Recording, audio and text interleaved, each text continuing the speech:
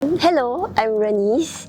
I am a graduate of Theatre Studies in Faculty of Arts and Social Science. Right now, I am a theatre practitioner.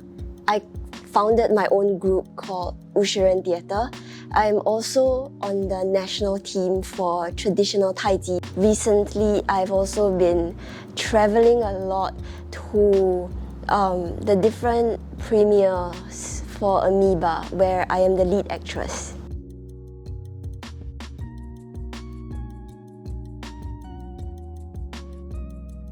So in Amoeba, I play a 16-year-old girl who is kind of a societal misfit, and she meets others like her, and they ultimately come together and they form a clique, and they want to start a girl gang in Singapore.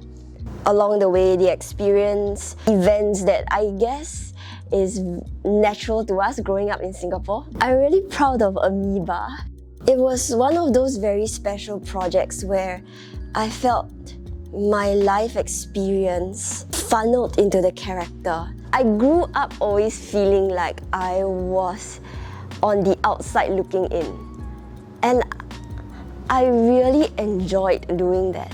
I'm also the kind of person who experiences life and get my knowledge about what it means to live by diving into the deep end of things. And I felt like this was what my character was also about. What True, which was the character that I played, stood for in Amoeba was this very uncompromising flame, this ball of fire who refuses to bow down to any external structures that isn't something that she felt for with her entire being. I don't know if I was always so true to myself, but I knew that this was something that I always aspired to become. I felt like I always knew that I wanted to do theatre, but it was during my time in NUS when I remember one of the modules, a question was asked to us, which is, what kind of theatre do you want to make? No one can tell the next generation what kind of art would resonate with them. So we are in the midst of creating works that I think reflect our identities and culture. My most important experiences came when I was about year 3 and year 4. I began to understand what it is that the school was trying to get us to do, which is this very interesting blend of performance studies, anthropology, and humanities. And I started to see that we were not churning out productions and learning the how to be an actor 101. What we were doing was, how does theatre meet life? And we went to a lot of communities, I think, and environment where we got to see for ourselves how this transpired. For example, I went to Bali for I think a week for a module, and we had to learn a 9-minute Balinese dance sequence with a master with no dance background. And I traveled with her and I saw how dance was incorporated into every facet of her life, even when she was in her shop selling clothes. How she would pull the curtains for the fitting room and she would just stand in front of the mirror and she would just teach me dance while customers were coming in and buying her stuff. Or when I went to Taiwan to work with a group called Shikang Mamas, and all of us were attached to one of the, we call them one of the mamas or one of the ayis there. We would farm with them in the day. We would travel with them, eat with them, listen to their life stories, and then do theatre at night. And I saw how theatre wasn't just this platform of entertainment and where they were trying to pursue stardom. It was actually how they were relearning to find their inner voice.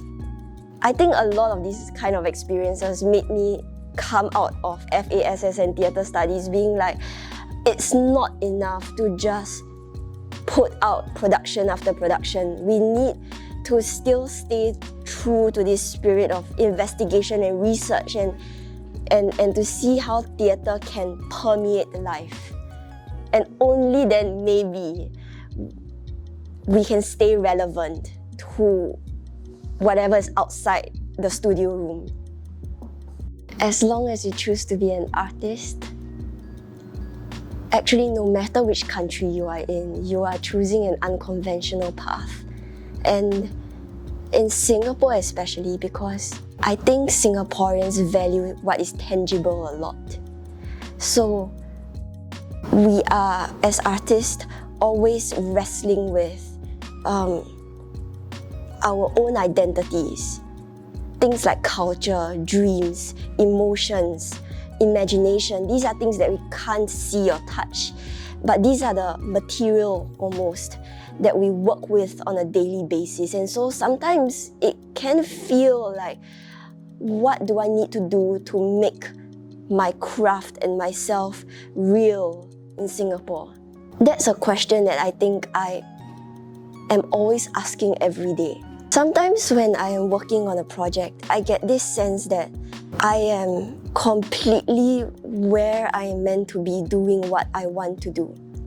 Every time I start a project, act in a production, or I audition for a role, or I write a script, I am always wondering if anyone would come, if I'm good enough, if whatever I am doing is meaningful, if I'm wasting time. And these are questions that don't ever go away, no matter how many years I keep at my craft. But I've also come to realize that they represent a kind of conscience for me. I think actually, regardless of whatever profession you are in, you will always be wrestling with questions. But what are the kind of questions that you would want to live with and work with and stay with for the rest of your life? I think that's the essence of what we are meant to do.